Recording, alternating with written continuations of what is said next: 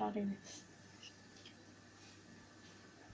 Students, next we are moving to the next topic, that is complementary symmetry class B amplifier. We already said that if it is a push-pull class B amplifier, we need to use both the transistors same type.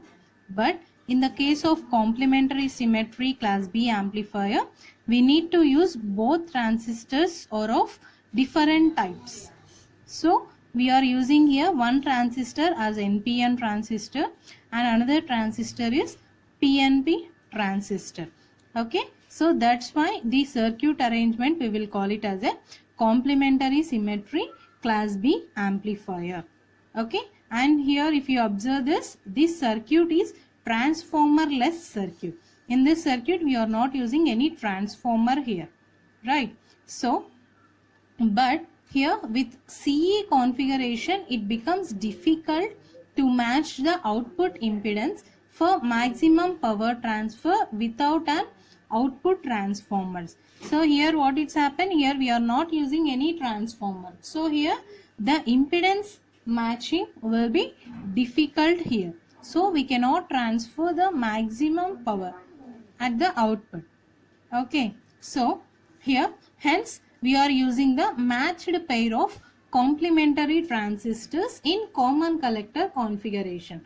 So we are moving on to the common collector configuration, so that with the matched pair of complementary transistors. So here see, if you observe this construction, here we are applying the input voltage Vin, okay, that is the full sinusoidal signal, and here we are using the transistor Q1, that is represents NPN with this symbol, and here the transistor with this symbol will represents the PNP transistor. So here what it's happened, whenever the input voltage is to be applied Vn, so that here the transistor Q1 will starts conducting, and while the PNP which is in here the complementary state, and this transistor Q2 will be in off state. Okay, so here the transistor Q1 will be in active region and the transistor Q2 will be in cutoff region. So here the output we will get here during positive half cycle will be like this. See, the output will be like this. Okay, and here next if we consider here during the negative half cycle. During the negative half cycle what it's happened, the transistor Q2 will be in active region and the transistor Q1 will be in cutoff region. Okay, so only the transistor Q2 will conduct, so that the output here obtained will be like this. Okay, so with this both combinations during positive half cycle and negative half cycle, the output which appears across the load resistor will be like this. Okay, so here see the output like this, and here this is the output during negative half cycle. Again this is the output during positive half cycle, and this is the output during negative half cycle. If you observe this output here, see, here we are getting some distortion, right? So here we are getting some distortion in the output, right? So this distortion we will call it as a crossover distortion. Okay, in complementary symmetry the output we are getting will be a distorted output, that is that distortion we will call it as a crossover distortion. Okay, so here see, coming to this theory, the circuit is to be driven from a dual supply voltage plus or minus VCC. Okay, and here the transistor Q1 we are using is NPN, and while Q2 it is of PNP type transistor. Okay, and in the positive half cycle of the input signal, the Q1 will be gets driven into active region and it will starts conducting. Okay, and the same signal is to be gets applied to the base. Now the same signal, the input signal is to be divided across Q1 and across Q2, right? So the same signal is to be applied across the base of Q2. Okay, but it is complementary type, so it will remains in off condition, that is in cutoff state. Okay, so this results So this results into the positive half cycle across the load RL. Okay, so during negative half cycle, the transistor Q2 being PNP gets biased into conduction, okay, while the transistor Q2 gets driven into the cutoff region. Okay, so here what we are saying, only the transistor Q2 will conduct during negative half cycle, okay, so that it will producing the negative half cycle across the load resistor RL. Okay, so thus for complete cycle of the input, a complete cycle of the output is to be developed across the load. Yes, is this right? So for positive half cycle, it will, the transistor Q1 will be in active region, and while during the negative half cycle, the transistor Q1 will be in cutoff region. But the output we are obtaining will be the full cycle which is appearing across the load. Okay, so next moving on to the coming to the advantages and disadvantages. Here see, coming to the first advantage, this is the transformer-less, right? We are not using any transformer in the circuit. So due to that, what it's happened, the circuit will becomes less weight, and the size and cost will also becomes reduces.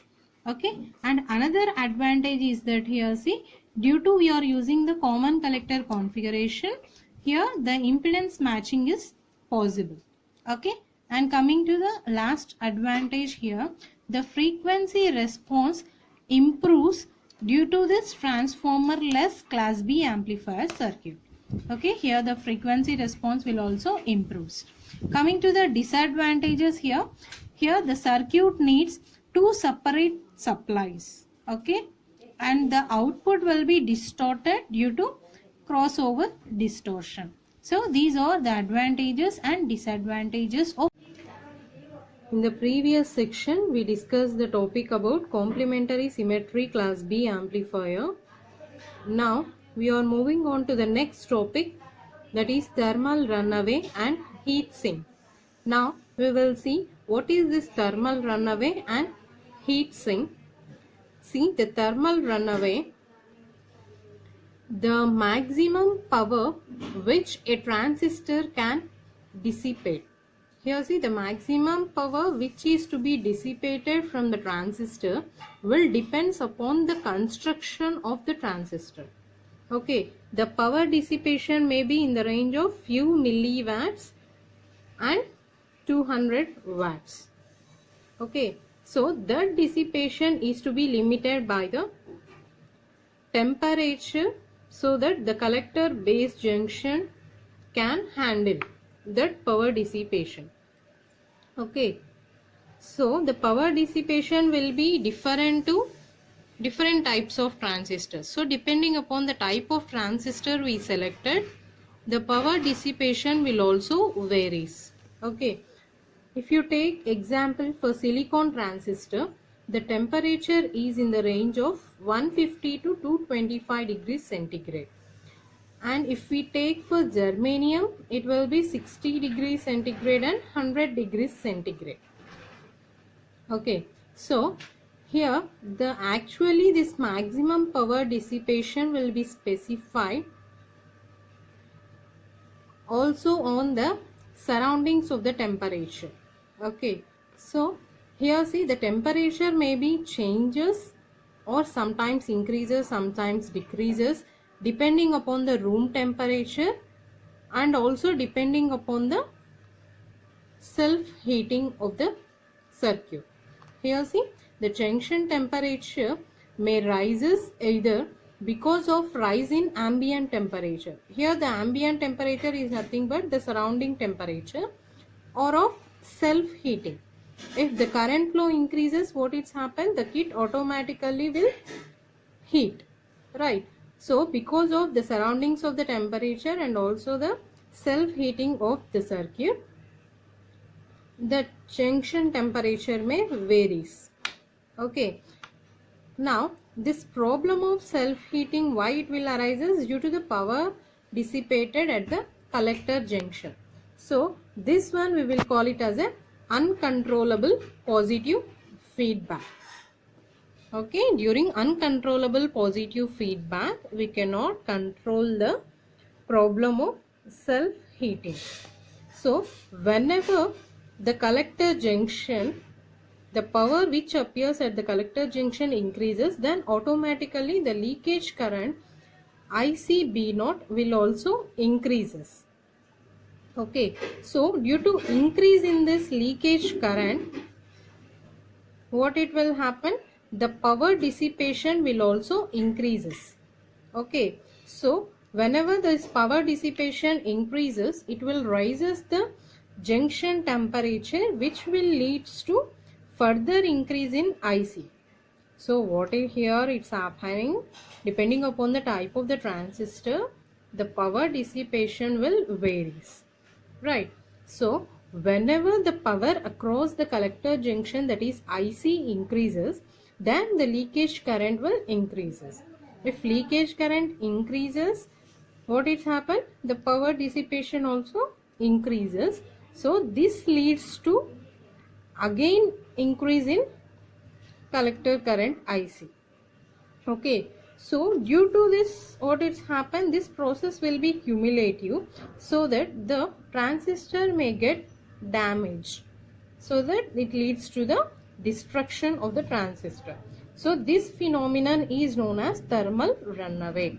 So what is thermal runaway?